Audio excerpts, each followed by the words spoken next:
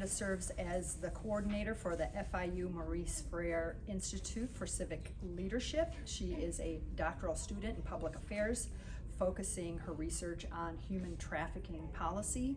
Her research includes investigating law enforcement, cultural barriers, influencing low victim identification rates, runaway homeless youth trafficking, labor trafficking, and public perception of the human trafficking crisis.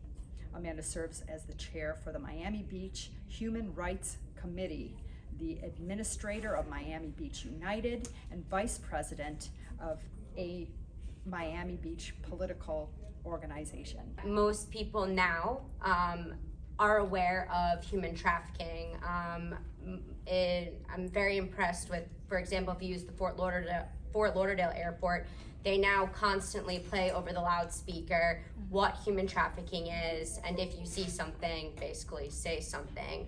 Miami airport, not so good. But while human trafficking has been an issue with that definition since the mid-90s, the United States had created the legislation federally in 2000, it really hasn't gained mainstream in our country until maybe the last decade. And when it has made mainstream news, through the regular news or social media, it focuses on sex trafficking. And that's probably because of movies like Taken, with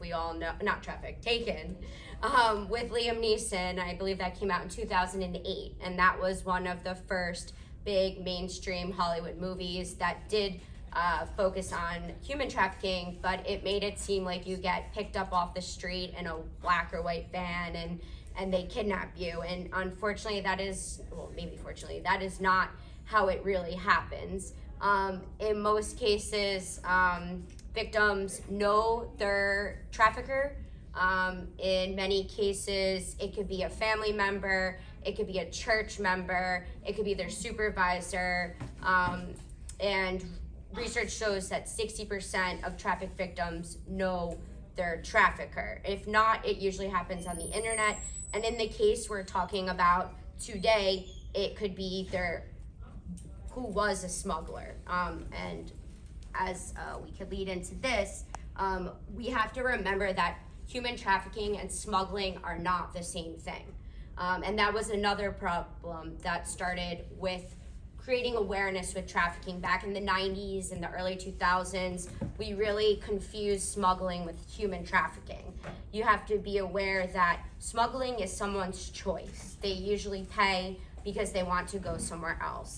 In our case of today's discussion, we're discussing Latin America, so we all know that it's very hard right now and has been in Latin America, and unfortunately people want to get out of these situations and they pay a coyote to bring them to all different places. That's smuggling. Trafficking is when someone is coerced or frauded or forced into some type of labor. It could be sex labor or physical labor. What I'm now focusing on more is the labor trafficking, and especially with migrants coming from Latin America, they're usually in labor trafficking situations.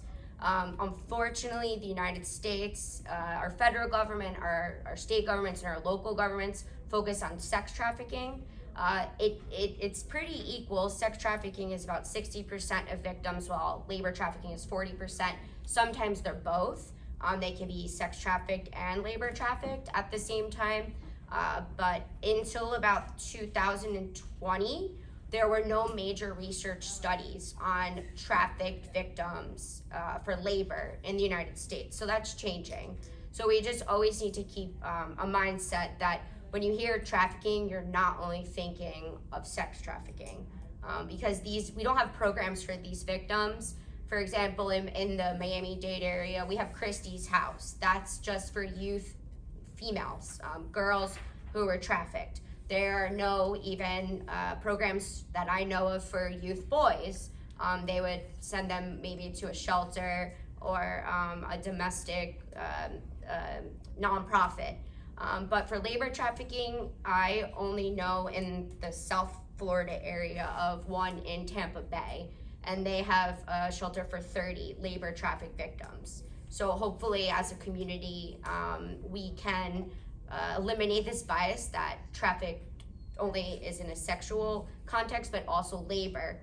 And especially in the South Florida area where we have farms, migrant workers, perfect, thank you. We can really see that migrant workers are mostly put into agricultural work, construction work, and the hospitality industry, as well as domestic servitude.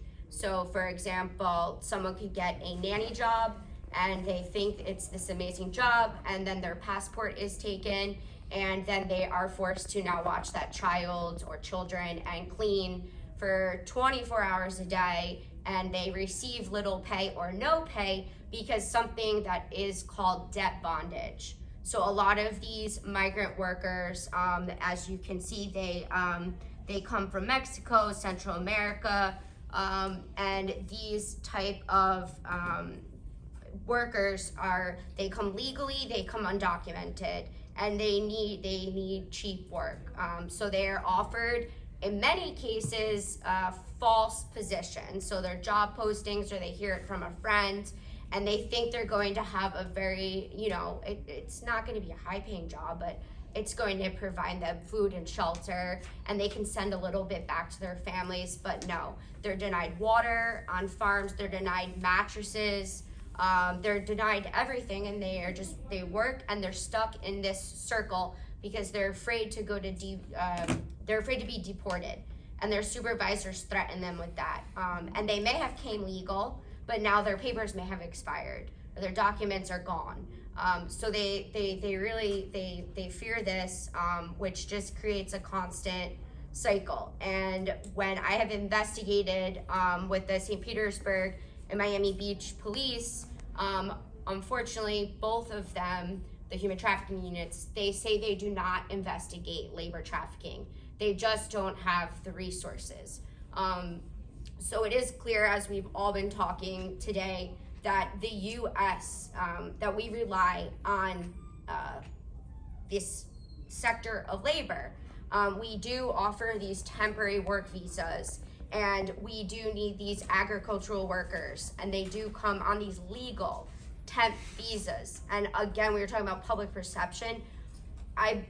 Research shows many Americans believe these people come undocumented, but the truth is, half of the research shows is that they come on these visas. So they are here legally, but then they're exploited. And then we need to realize that they're lied to. And then as COVID happened, this problem has been exacerbated. Yeah, that one. Thank you. So we can look. Oh no. Way back. Yeah. So we can look more now in detail. So Polaris, it used to be known as the Polaris Project. It's now only known as Polaris. They are the federal organization that manages the human trafficking hotline. They run it, and they have other programming. So all of the data that we receive nationally, federally, comes from Polaris. So they are the leading data collectors, and it's all public, even the data sets. But we can see this is from 2016, which I'm sure it's much worse now, or higher in numbers. But this is the breakdown of traffic victims from calling into the hotline. Go the next one.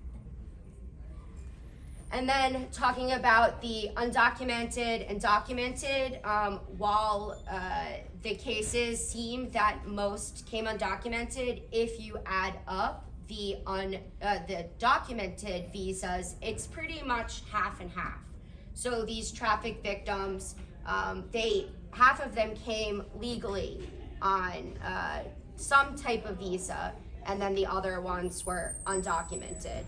But let's just point out, it doesn't matter if you come here undocumented or documented. No one should be exploited. No one should be treated with abuse. No one should have some fear over them because they're doing work, they're going to be deported. So but just to point out, to take away that misconception that these migrants do come documented as well.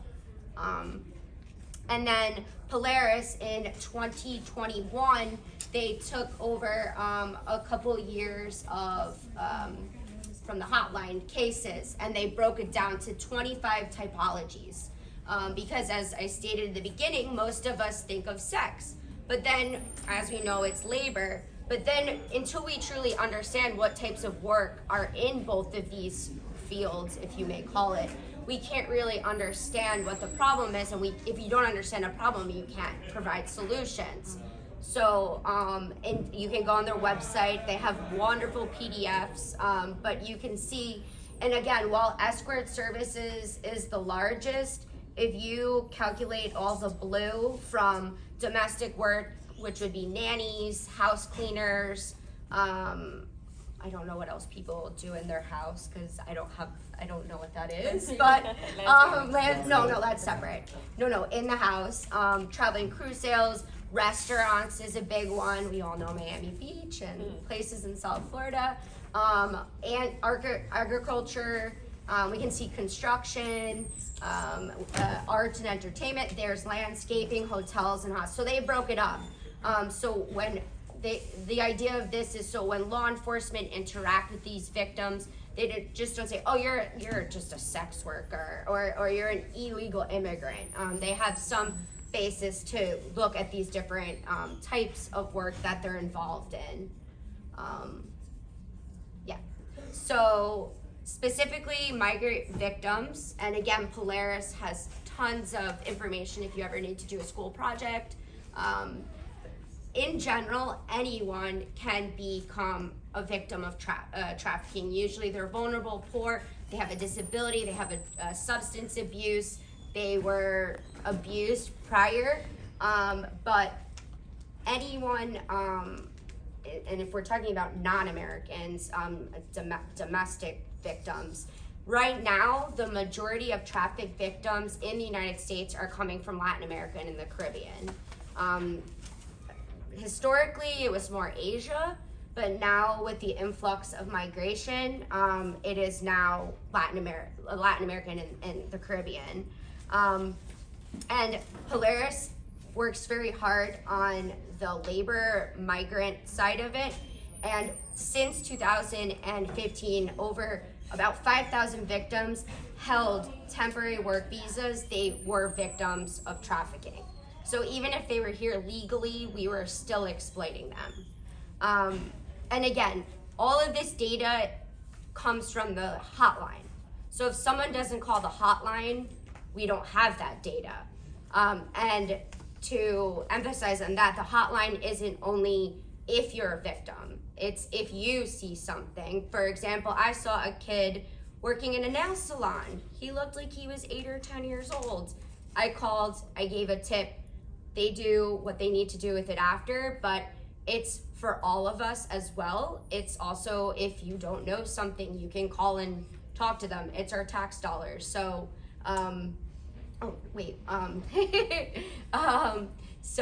so the hotline is really important. And when we're saying these numbers, I would just like to emphasize it's probably double.